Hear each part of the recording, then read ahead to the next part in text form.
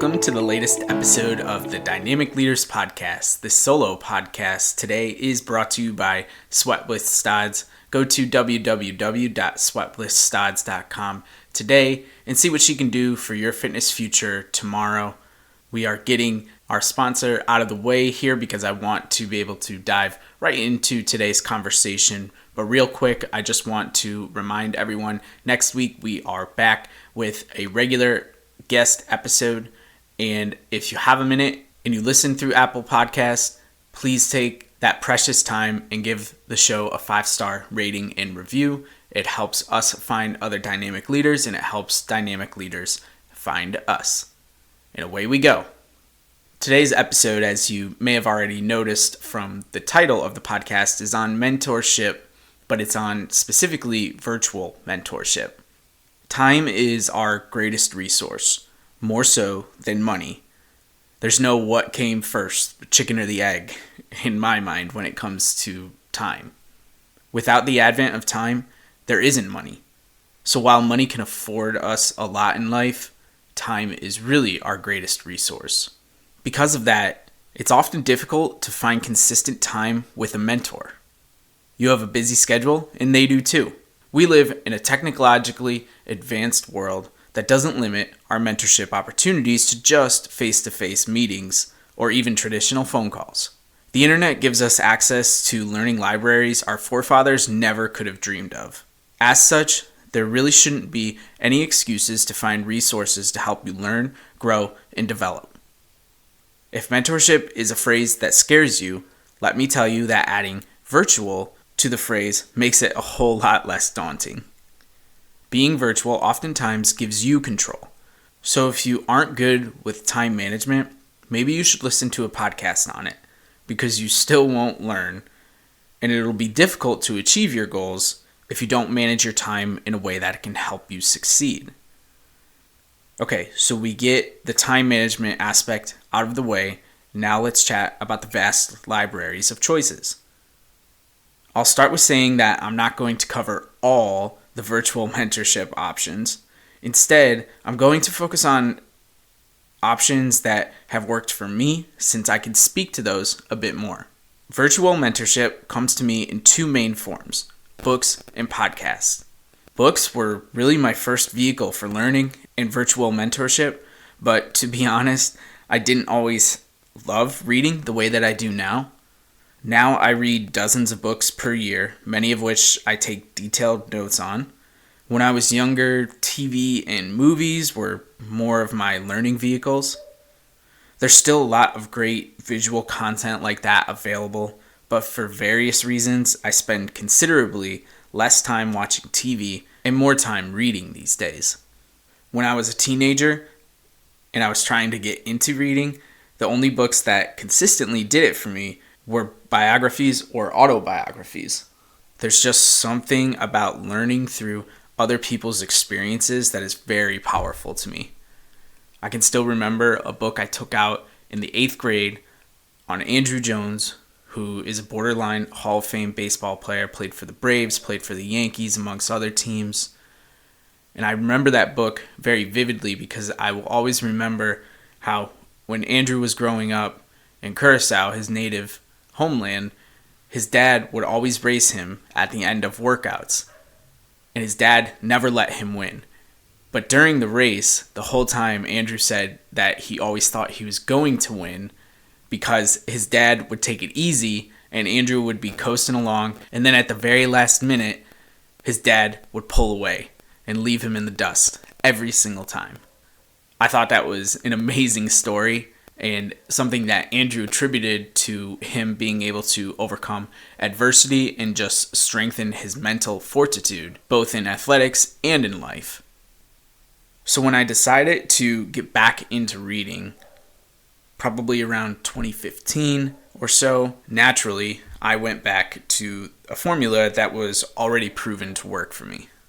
I actually remember one of the first books I read was a biography on Jackie Kennedy. For those who don't know, I am fascinated, some say obsessed, with the Kennedys, but I never read any detailed accounts on Jackie, who in her own right is just as interesting as the former president, John F. Kennedy. Biographies are also interesting because they can so vividly bring you to a time in which you didn't live, or even bring you back to a time that you were a part of. And in Jackie's story, I was transported back to the early 20th century, and in many stories that I read, I get to travel through time or remember times where I was younger. Anyway, biographies are big with me, and so are self-help / learning / developmental type books. Like how I'm selective with the people I read about, I'm also picky about the self-help type books because there are so many options to choose from. One of the ways I narrow down my reading interest in both areas is by focusing on my specific niche, which is sports. I've long gravitated to sports, even before I started my own business, my own podcast. So to filter through the noise, it's helpful for me to take this approach. Then, if there's a really highly recommended book outside of my niche, I'll put it on my list. Oh, and that's another good point. Make a list because it can get long and you will forget. I have 2 lists, one on my phone and another on Amazon. So before we switch over to podcast, I wanted to shout out a bunch of my favorite reads from the past, and I'll link to all of these books in the show notes. A bunch of my favorite books are as follows. Welcome to Management by Ryan Hawk. You Earn the Right to Win by Tom Coughlin. The Captain's Class by Sam Walker. You Win in the Locker Room First by John Gordon. Work Rules by Laszlo Bock. Legacy by James Kerr. Above the Line by Urban Meyer. My Fight, Your Fight by Ronda Rousey. Getting to Us by Seth Davis. Leaders Eat Last by Simon Sinek. Coach Wooden in Me by Kareem Abdul-Jabbar. And finally, Start Where You Are by Chris Gardner. You might already know Chris's story if you've seen the movie Pursuit of Happiness, but I highly recommend reading the book anyways because it's completely different from the movie and is a really good reminder that you should always start where you are right now. Legacy and Work Rules are probably the books I most enjoyed, and I've referenced before that they were both inspiration towards the work I do, not only with Talent 409, but also with my upcoming book, Culture of Excellence. I'm not going to hash through the details of all these books, but I do highly encourage you to check them out when you finish this episode. Oh, and a third favorite in that list is definitely Getting to Us. So at the very least, consider checking out the top 4 that I just mentioned. Okay, on to podcast. I'll admit that I was a late adopter to the podcast craze, but at the insistence of my wife, I dove in headfirst in December of 2017. Since then, I've logged countless hours learning, laughing, and enjoying listening to my favorite podcasters while I work out, go for a run, or drive in my car. Unlike books, where I'm very particular about what I read, podcasts have afforded me the opportunity to branch out a bit. I've been introduced to fantastic learning leaders like Ryan Hawk and Molly Fletcher. I get my sports fix through Bill Simmons and the Ringer Podcast Network, and I laugh hysterically, and people driving in their cars past me probably laugh at me too when I'm listening to either Bill Burr or Conan O'Brien. In this way, I'm like a podcast chameleon, and I can blend to my mood or whatever is most current. Again, there are so many podcasts out there, and I'll admit that it's been harder to sort through that noise than with books, but I love it nonetheless. And if you are listening to this podcast, I can already assume that you enjoy them too, but just know that there is a vast library of information out there. If you know what you're looking for, you will find a show that works for you. One of the really cool aspects of listening to podcasts that I want to mention from a learning perspective is that one of the ways I've been able to improve my delivery and the way that I conduct my shows is by listening to really great podcasters. One in particular, Conan O'Brien. If you haven't listened to his show before, he is remarkably good at connecting with his guests. He is very confident in his approach and delivery, and he laughs a ton, which is something that I've tried to do a little bit more in my podcast and enjoy them a little bit more instead of being so serious and so stuffy all the time. Leadership and culture building is tough work, but you can still have fun doing it.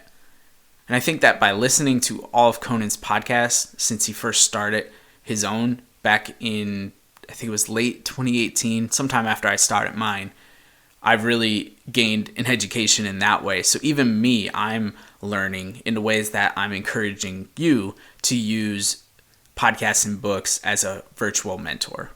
So I've outlined 2 very practical and simple ways for you to find virtual mentors.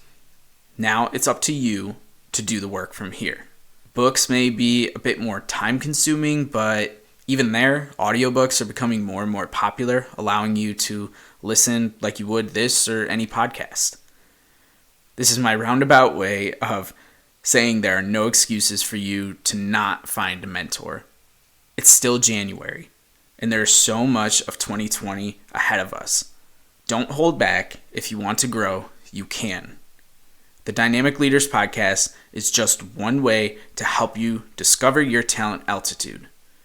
But even I don't pretend to have all the answers, and I will not be upset if you supplement other learning aspects in combination with my podcast. That's all for today's show. Thank you for listening. Again, we are back next week with your regularly scheduled guest episode. Please stay tuned and come back for that. And until next time, take it easy.